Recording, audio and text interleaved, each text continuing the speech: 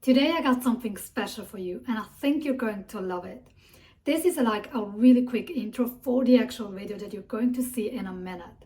It's a conversation between two people sharing their journey of self-development, a behind the scene, if you so will, on what that journey felt and looked like. One of those people you're going to be quite familiar with because it's me, and the other one is actually a dear friend of mine who started her own podcast.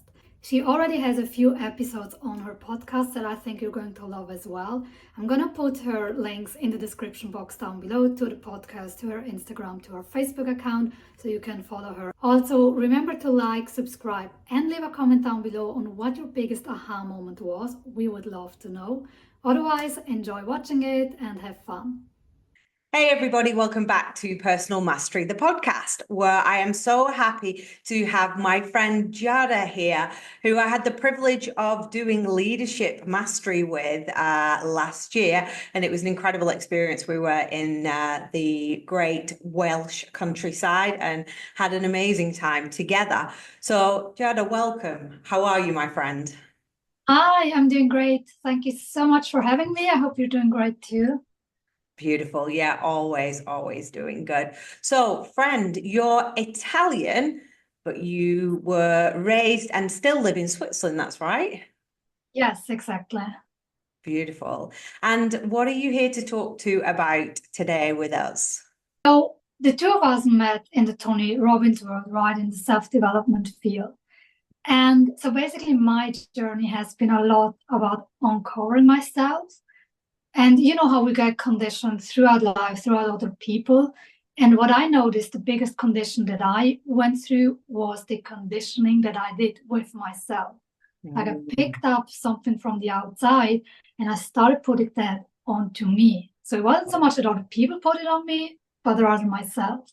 Wow. So together, what we're going to be talking about is we're going to be talking all about how we develop an identity for ourselves over the span of our lifetime. And actually, that identity may be something that's not in alignment with our true and authentic self. And that the identity that we've created is actually an amalgamation of our experiences, not a true reflection of who we are. So you're talking about identity. Do you want to share with us when it was that you started to really discover that who you truly are is not in alignment with sort of the way in which you are existing? Yes. So there are 2 points to it. One was an unconscious knowing that I was out of alignment, and there came the point where I was consciously aware of it. And the unconscious point, basically, it showed throughout my childhood, but especially the moment that I left school and had to start working or choose a career. This is where it unconsciously started to show like I was totally out of alignment. I was struggling with everyday stuff. Everything felt like a cage. Yeah. But at that point, I wasn't able to really understand what was going on. I just noticed like panic attacks, anxiety, just feeling overwhelmed by the most basic things. I've experienced similar things. You know, you can tell when you're not in alignment because you just don't feel settled. And, you know, it's almost like you are sort of numb to it, just moving through it because you want to get from A, B, C, D. And we talk a lot about grace and gratitude and living in the moment. And I think for me, being in alignment with my true and authentic self is about grace, gratitude, and being in the moment. Yes, I totally agree. It's you said it in the beginning, it's like getting through it. So there's really this element of forcing yourself. So Yeah. I think that's like a great cue to know, are you in alignment or not? I like what you said earlier on, and I'd like you just to get into that a little bit more. You talked about the conscious and the unconscious sort of side of you, of that acknowledging. And when did the unconscious become conscious? I'd say it wasn't until about 5 years into my journey, because in the beginning I just noticed, okay, something's off with me and I was trying to fix it. So I started to read books, I went to psychologists and stuff like that. But I guess at that point, I still wasn't aware that I was working on myself, that I was in the self-development field. So it wasn't until I actually started doing a survival seminar, because I did it because it just sounded super interesting. And I was like, okay, I want to try this out. And they did a lot of reflection exercises. So it wasn't until I was introduced to reflection exercises that I became conscious of the work that I was doing with myself. And prior to that, it just felt like fixing myself. Yeah. And when you started to move from not being in alignment to alignment, how was that process physically, emotionally, you know? Because I think what it is with people is people think that there is a switch, or, you know, it's the difference between I'm wrong and now I'm right, I'm sick and now I'm better. And really, it's not as easy as two sides of a coin. Yeah. So the way I experienced it, and I honestly think it's different for everyone, but the way I experienced it is there were moments of switches. Like there were moments where I was able to work through something and I noticed a shift within myself. But there were also other things that just happened gradually, where like 5 years into it, you look back and you're like, oh, I used to be like this, but now I'm like this. Yeah. And I think what's alarming for me now is if I'd have known all those years ago when I first started this journey, it was going to take this long, I don't know whether I would have made that wrench. I think I would have done, but it would have been a lot more disheartening because it's not easy. And some of it is that you will have moments of clarity and awareness where you're like, oh, okay, right. And then there's moments where it's more, I don't know, it filters in very, very, very slowly until eventually one day you go, oh, okay, that's definitely a shift. It's like a stacking effect until all of a sudden it flips. Yes, exactly. Yeah. And also I found it interesting that you said you don't know if you would have started it, because here's one thing that I can say for sure. Once you start, you can't stop. And not because you're addicted or anything, but because you get a feeling of what is possible, and just the hope for that possibility to become true. It's what kept me going. And also, I would say I would have gone for it anyway, because the alternative for me would have been to stay in this emotionally very draining place, and that for me was just not an option. Yeah. You've started, and we've started talking about the how, because, you know, realization, awareness, reviewing, auditing, all of that stuff. Where am I? Where do I want to be, etc. Yeah, fine. But actually, where does the work begin? And there are so many algorithms of people and coaches and get fit quick schemes, you know, like, where did you start? What's your journey? So my journey, it's actually quite funny, because my actual initiation with self-development was while I was reading a book that had nothing to do with self-development. So I was reading a book, an autobiography of Giacomo Casanova. I don't know if you know him, but he's basically an Italian who lived in the 1725 something. And I was just intrigued. I've heard about him in the past, and I wanted to read his autobiography.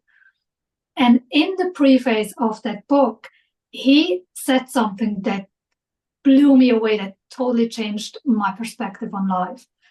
And to wrap it up, basically what he said was, I refuse to believe that God put us on this world to suffer. And he came from the perspective of Christianity, saying, I can't believe that God gave me my pleasures, my senses, to then not experience them and have to suffer in order to not experience them. Oh, so gosh, that's deep. Yeah. And I mean, he was onto something totally different. And what really blew my mind, the way I understood it, it's like, and what has stayed with me ever since, it's like, I refuse to believe that I have to suffer, meaning I refuse to believe that I have to live a life that I don't like, that I don't enjoy. Yeah, I think, and this refers back to that sort of concept of being conscious and unconscious. And I actually used that analogy when I was doing some training with some school leaders the other day. And I was talking to them about the fact that you have the conscious leader and the unconscious leader. And the unconscious leader will snap into action really, really quickly. And it's based upon your experiences, the amalgamation of the good, the bad, and the indifferent, and it works on instinct.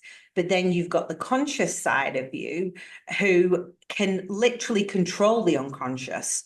As this snaps into action and starts bringing you towards your unauthentic self, to the leader that you don't want to be, starts pulling you back or into a position that's not in alignment, this one can quite easily say to this one, no. And the way I have experienced this is that I find it exhausting when I'm basically battling myself. Like it feels like having two personalities inside myself. And one is like, oh, this is how I want to do it, or this is how I should be doing. And then there's the other part of who I really am. And it feels like when those two are not in alignment, like the conscious and the unconscious part, when it becomes a struggle and exhausting. At least this has been my experience. It's basically like physical exercising. You need rest days to fully integrate the training session that you have. Yeah, yeah. And we've talked about that, haven't we, when we talk about the masculine, feminine energy and how actually coming out of sort of events and driving straight into the whole, let's go, let's change, let's put into place action. You're like, oh, so tired. Yeah. And it's so funny that you mentioned a break here, because I'm taking one right now where I was like, no seminars this year for me, because I also really needed that break. I needed to integrate those things, and instead of just consuming, also more acting and see where am I really right now. So yeah, I totally get that. That leads on nicely to talk about mirroring and modeling. Do you want to relate that to your experiences? Because I think the audience can learn quite a bit from it. Yes. So it's actually an interesting topic, because I've experienced two sides of it, the empowering and the disempowering part of it. Because basically it's about taking someone that inspires you and do what they do to get the results that they have. So I think it's great for inspiration and to get an idea on what to do and which direction to take, and which is definitely the empowering part. But I also experienced the other side, where you start to put labels on you again, or they are doing it like this, or they are getting those results, or they are having that. And either you're not getting the same results, or you're getting them, but then you don't like them. And so I think it's really, really important when it comes to modeling to be aware that you're still not that person. It's just something about them that sparks something inside of you, but you're still you, and it's important to keep that in mind. Yeah, I remember KK, and the first time I ever did UHPW with her, and she got us to write down about the people that we respect and admire and what it was about them. So I jotted it all down. And then it was sort of, well, who is it that you want to be as a person? And then I realized that it was a mirror of those people that I respected and admired. And actually it was already within me, you know, whether it be a smaller or a greater extent, I was actually already exhibiting those skills, those traits, those characteristics. They already existed within me. They were just a mirror. Yes. For me. It's like the principle of resonance. I don't know if you know about that one. No, explain. So Joseph McClendon III, which for those who don't know, best man ever. For those who don't know, he's one of the speakers for Tony Robbins, but he's also a speaker himself. Absolutely amazing guy. He explained how if you have two guitars next to each other and you pull one of the strings, the other guitar with the same string, it starts vibrating as well, even though you never touched it. So this is how I also see the mirroring. It's like it can only touch something that is already inside of you. Otherwise, it would not resonate. Exactly. You can only see the greatness in others if that greatness already exists Yeah, within yourself. But even just silly things like, kind of the way in which the person that I respected dressed. And I was like, oh, yeah, I do that as well. So I find that really, really interesting. yeah. And I also have found sometimes it shows the things that you are not living out, that you are not Mm. expressing, even though you have them, but Yeah. you're just not allowing yourself to.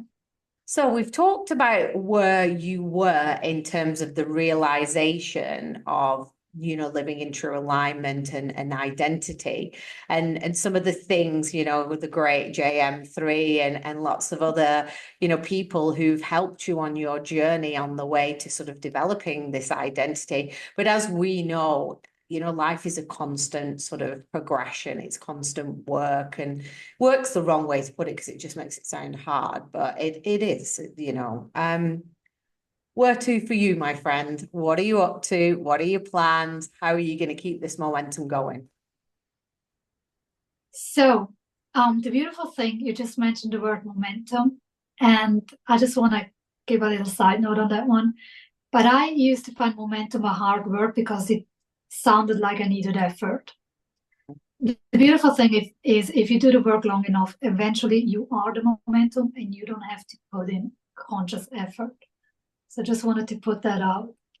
I think you're right. And I caught myself then when I was saying it because I went work and I was like, no, sort of it's not actually quite like work, And I'm still at that point that it's conscious and it has to be conscious because I can still quite easily get slipped back into the old routines. But you go. Yeah, I just wanted to say that because I remember the time when it felt like effort and now it doesn't anymore because it has become who I am. Mm, yeah. But as you say, it is an ongoing progress. It's like I just recently had a session with someone and he asked me, well, do you stop brushing your teeth just because they're clean this morning? And the answer is no, you clean them every single day. And it's the same with those kind of things. But just eventually they become so habitual that you don't think about them anymore. So So please.